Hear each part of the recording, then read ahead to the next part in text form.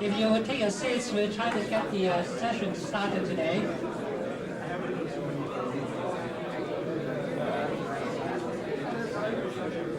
It's time to sit down.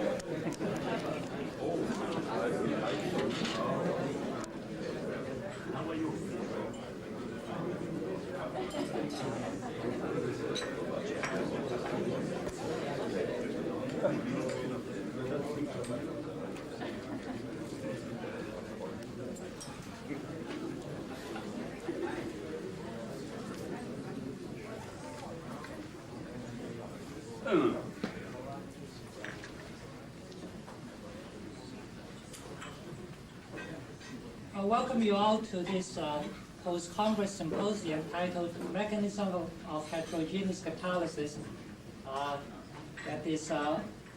that is to be held in honor of Professor Wolfgang Sachtler. To begin, I'm Harold Kong from Northwestern University, and I'm chairing the session this morning. To begin, I would like to introduce Dr. Chen, Dr. Conrad Chen, who will be giving us the opening remark.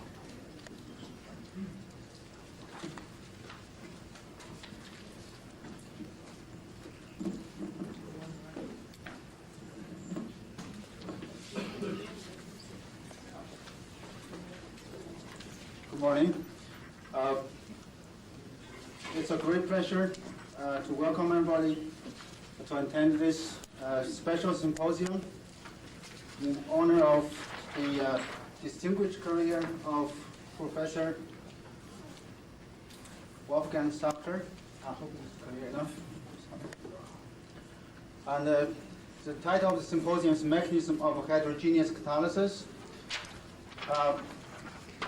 We all know that Professor Sachtler has made many important contributions in our field for over 40 years.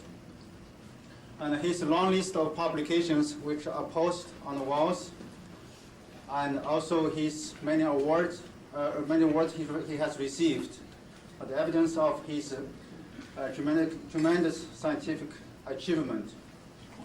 And his pioneer work and in many areas, and his scientific insight and inspiration have made many tremendous impact on our understanding of the mechanism of heterogeneous catalysis. Therefore, it's timely we have this symposium in his honor at his official retirement as a Insitu professor at Northwestern University from Northwestern University. I have this slide.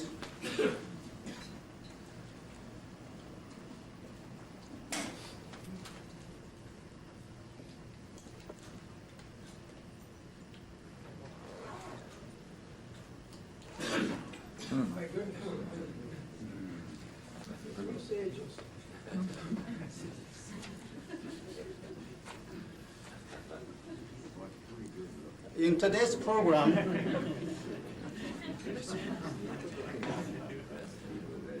we have a very rich program today, and we are very pleased among our speakers today.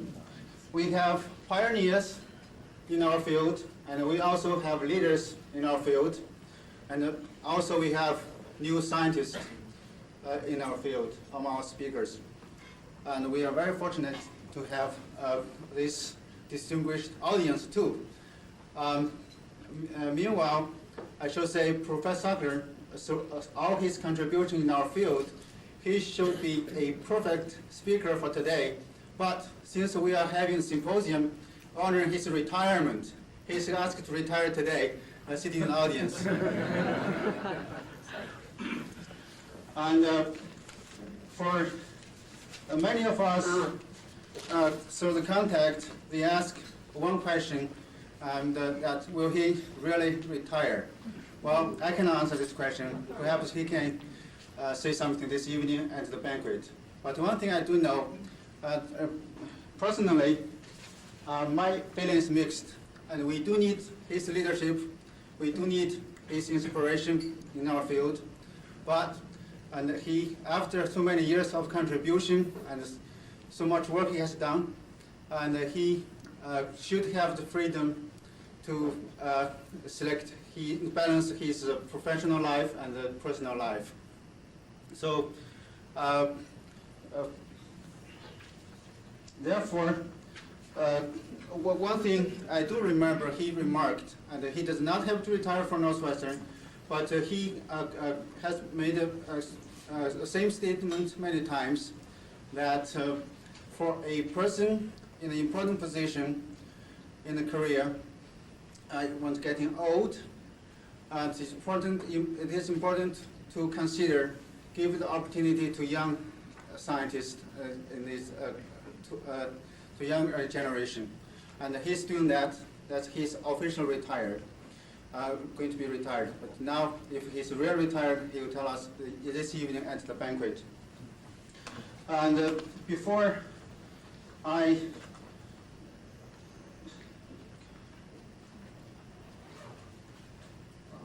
sorry, I should go backward.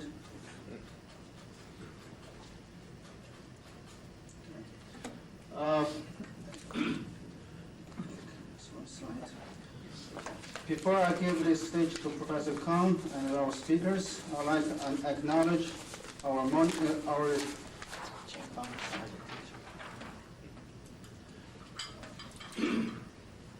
the contributions made by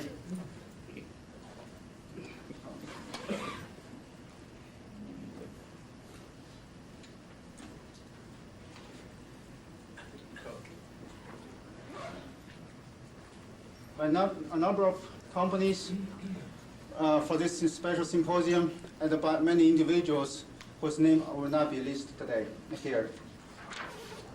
And I'll give the stage to Professor Kong. And this evening we have a banquet here, and we have some events, more personal events, social events here and in this room. And we're going to have a lunch outside in the Harbor View room.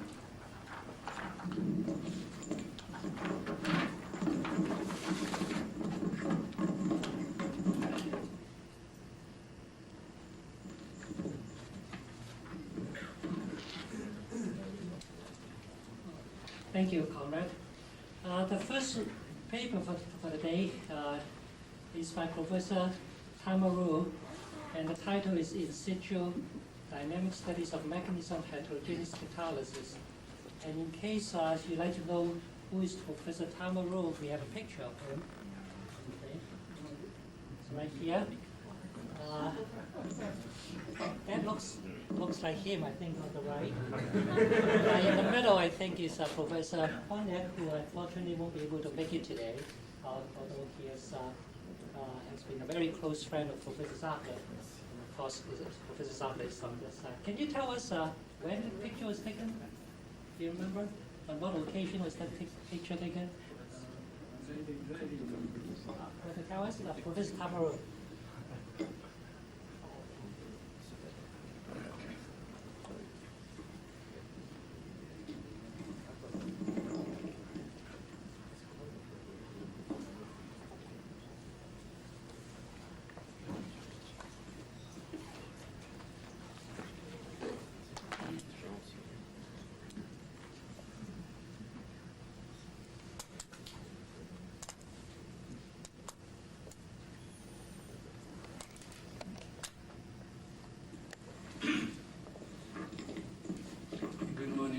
Ladies and gentlemen, I think you could understand that how old I got old, and Wolfgang as well.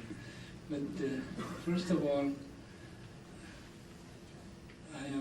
it is my great pleasure to be here to attend the symposium in honor of Professor Wolfgang Sachtler. I'd like to thank the organizing people for the kind invitation. I know Wolfgang so many years. I received his letter for the first time, I think to ask a reprint of my paper when he was a student in Braunschweig. And in those days, he sent his own pictures, which showed a very handsome boy with plenty of hair. So since then, I respect him, I trust him, and I'm always grateful for having him as very good friend.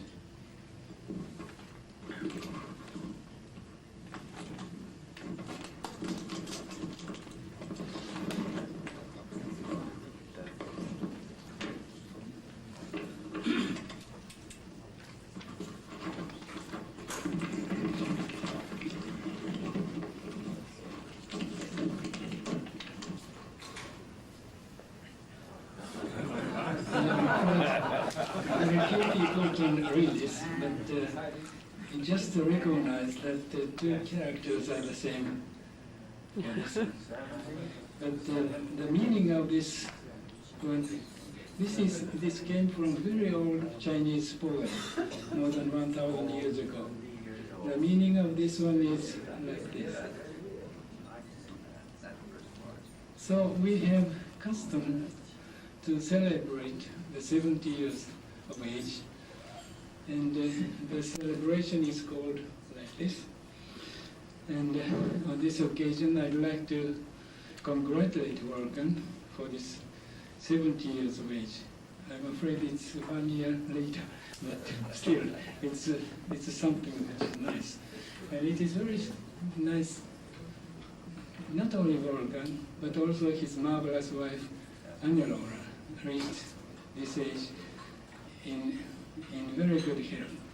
I do hope that both of them will enjoy their happy lives in good health long in the future.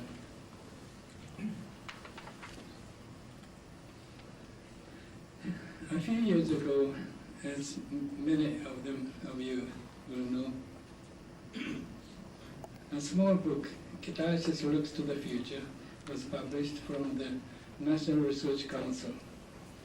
And in the part of research opportunities in catalytic science and technology, it is written like this, which shows the importance of in situ studies of catalytic reactions and also characterization of catalytic sites.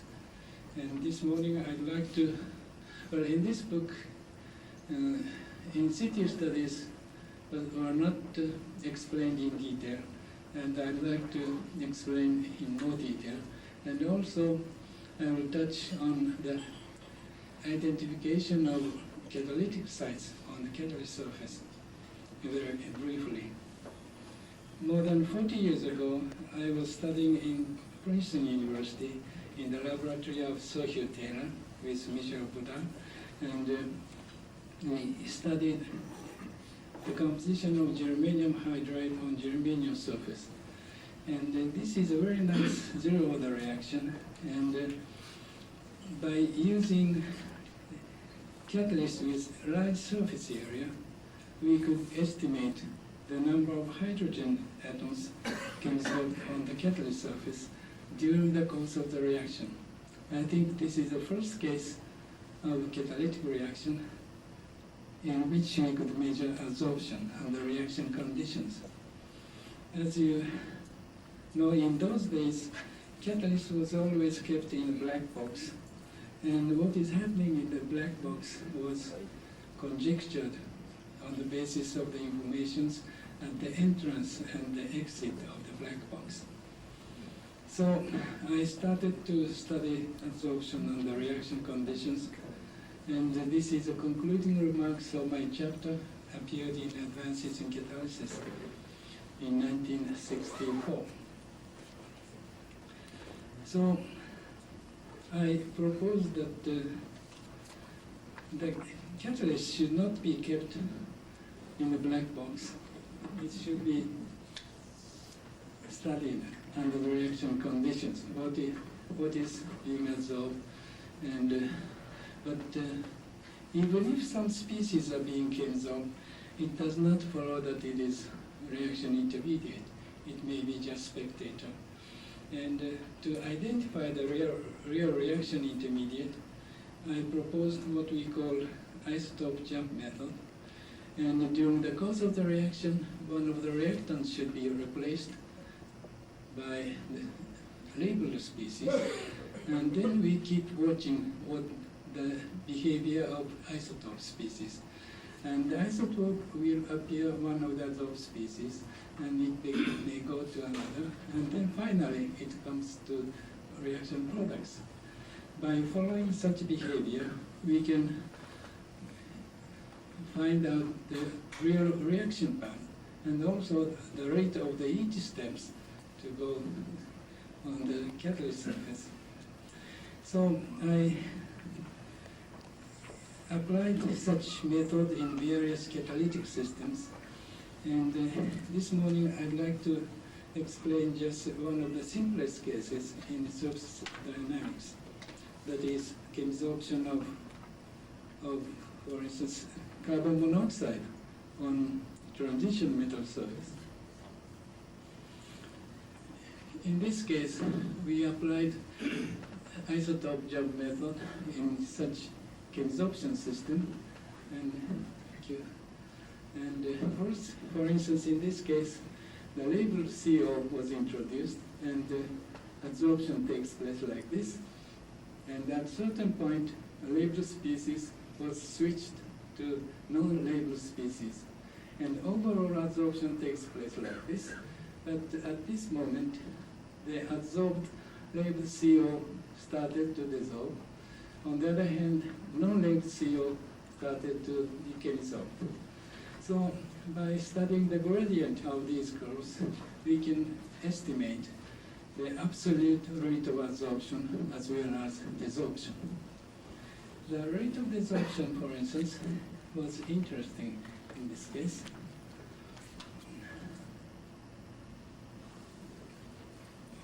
An absolute rate of desorption was plotted against coverage, and it is very interesting to say that the rate of desorption was a function of the pressure of ambient gas.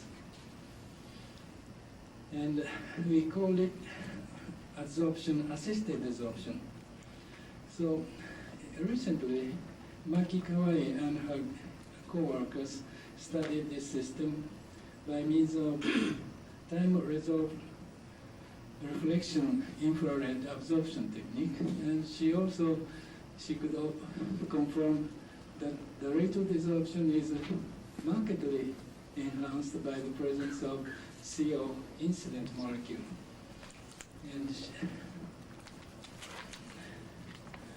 this is a picture she presented, that the incident CO molecule accelerate the desorption rate. The desorption is a breaking of the bond between substrate and chemizole species. But if the bond inside of the chemizole species, it can be catalysis. And when we were studying methanol decomposition on chromia, we could observe that formate ion is being chemizoled on the catalyst surface. But this formate ion is very stable under vacuum, and so it may suggest that it cannot be the reaction intermediate because it is too stable. But when we apply the isotope switch method, then we could confirm that this formate ion is a real reaction intermediate, and it goes to the reaction product. Quite similar reaction system was reported by Iwasawa and his co-workers. That is ethanol decomposition on niobium catalyst. When ethanol was introduced, ethyl oxide is formed, and in the presence of ethanol, then it goes to dehydrogenation. But if ambient ethanol is removed, then reaction stops. And at much higher temperatures, chemizole species decomposes to dehydration. This is the way how it stops. So during the reaction of dehydrogenation reaction, ambient ethanol was removed and the reaction stopped. And then when ethanol was introduced again, then it goes like this. But instead of ethanol, various species was also introduced, and still the the composition of chemical species was accelerated. For instance, in this case, this one, but and when various species was introduced, the composition of ethoxide accelerated in this manner. So in this sense, it is very interesting to say that not only the reactants, but also spectator molecules can influence the reactivity of chemical species. So under these circumstances, it is very important to study all the interactions between ambient gas and chemical species and so on, always under the reaction conditions. It cannot be under vacuum or some conditions which is far from the reaction conditions. And this is a way to emphasize the importance of in-situ dynamic studies. Not only to observe species, we have to study dynamic behavior of each of the observed species. And then I'd like to move on to the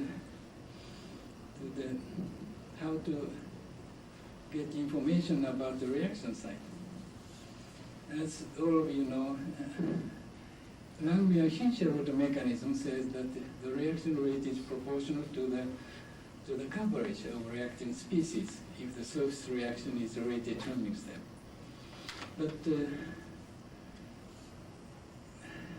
rate also should be dependent upon the structure of the chemical species, which means that, for instance, this is a case when oxygen is chemical on silver surface, and silver-oxygen chain comes like this, and they have repulsive force each other, and depending upon the coverage, the distance between the chains changes.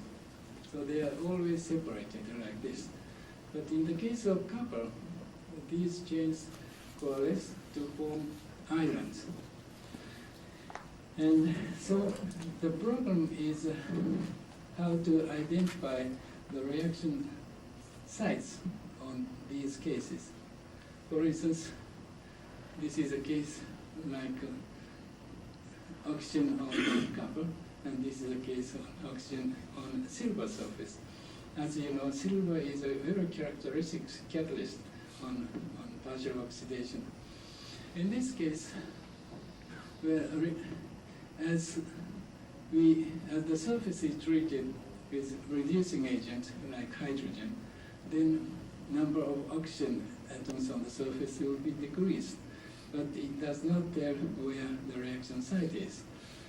Then if the peripheral oxygen is a reaction site, well, peripheral oxygen may be a reaction site, or all the oxygen chemicals may be reaction sites, hydrogen attacking from the ambient gas. Or the reaction may take place at special part of the surface, like defects or steps or somewhere. And in this case also, reaction may take place at the ends of the chain, both ends, or in the middle part of the chain, or again in the special part of the surface. How can we identify these places?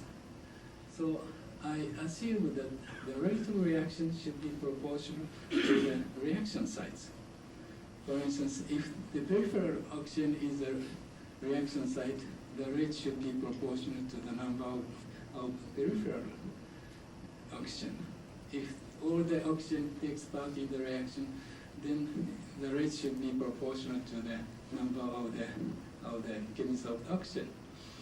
And in this case also, if the reaction takes place at the ends of the chain, rate should be proportional to that one, which is zero the reaction at the beginning of the reaction, because the number of these ends keeps constant.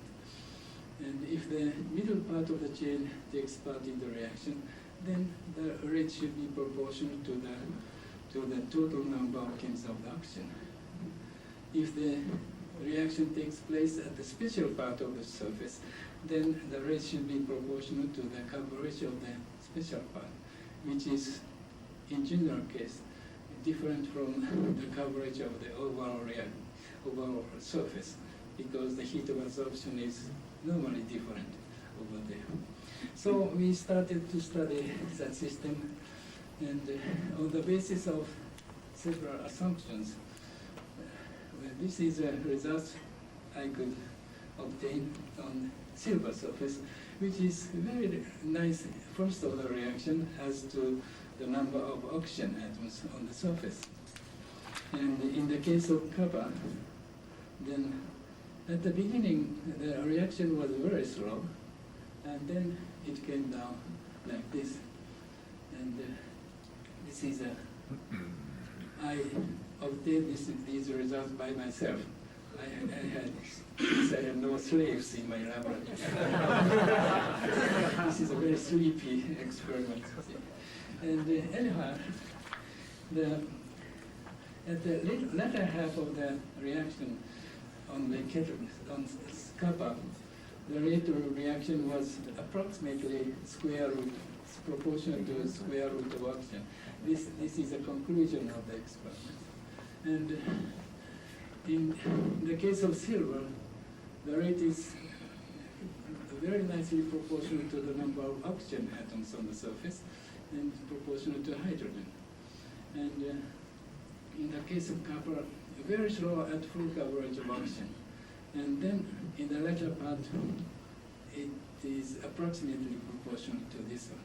So this information suggests that the reaction, for instance, in this case, reaction may take place at the peripheral part of the island, because at full coverage, they have very few peripheral oxygen. Then here, rate is proportional to the number of peripheral part of the oxygen.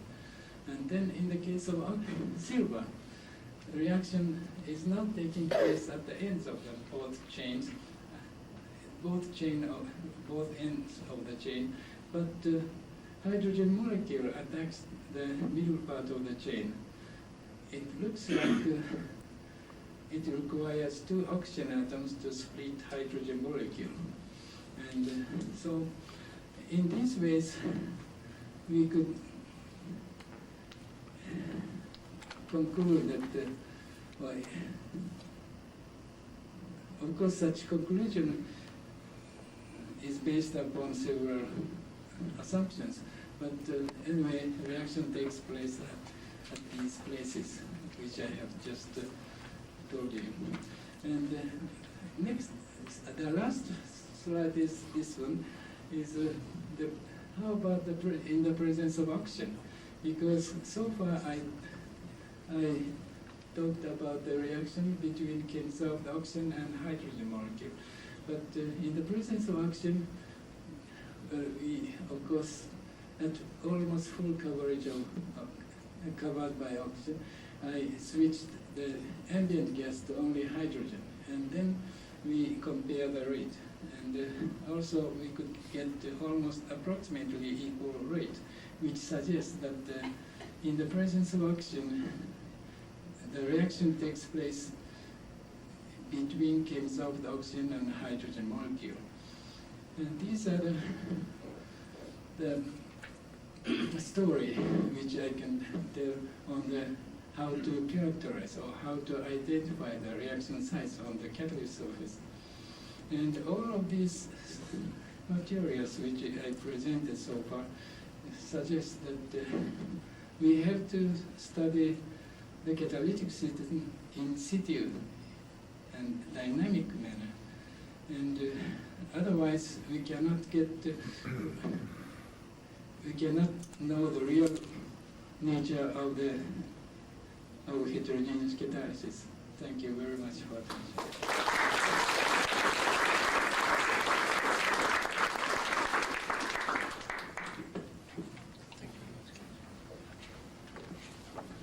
Now, open for discussions and questions.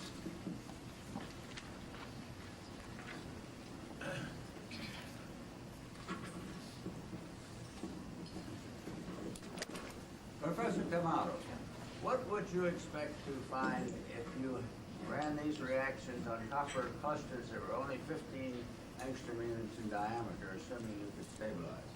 Only 15? 15 angstrom units in diameter. I see. Well, I usually... I made it awfully hard to have islands. That's right. I didn't tell the catalyst itself, but silver was a very ultra-fine silver particles. And in the case of copper, I reduced oxygen copper oxide very carefully, a long time, at less than 200 degrees centigrade. And so one of the assumptions is what is happening on the surface is just the same as what they observed with STM method, and so on. But my only point would be, you're Yes. talking about particles big enough Yes. to have flat planes and Yes. islands, right? Yeah, yes. It's just a two-dimensional reaction. I have a question. You show data in which the desorption of a molecule depends on coadsorbed species. Would you expect the reactivity also depends on of an adsorbed species depends on the coadsorbed species, as well as the density of coadsorbed species? I guess what I'm driving at then would be in the second part of your talk, in which you show the reaction of adsorbed oxygen with other species. Would the reactivity of that adsorbed oxygen not only depends on the positions of it, but also depend on what the coadsorbed species and the density of it?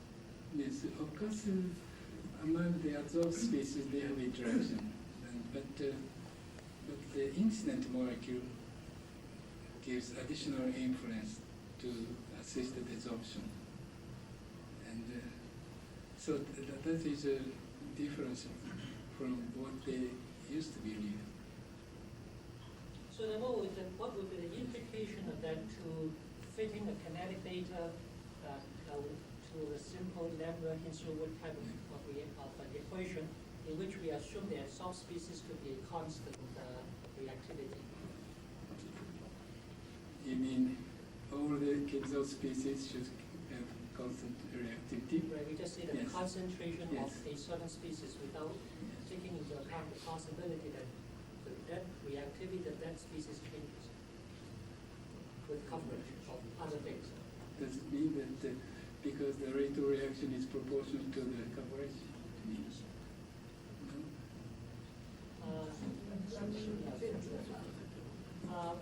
In writing the Yes. Lambda-Hinshelwood equation Yes. or on simple kinetics equation, we say the observed rate is the rate constant times the concentration or that surface density of certain adsorbed species. What if that is too simplified a version? That is, that the reactivity of the adsorbed species depends on the coadsorbed species as well. Yes, but what I said is not only the influence of the coadsorbed species, but also the size of the reaction. Yes.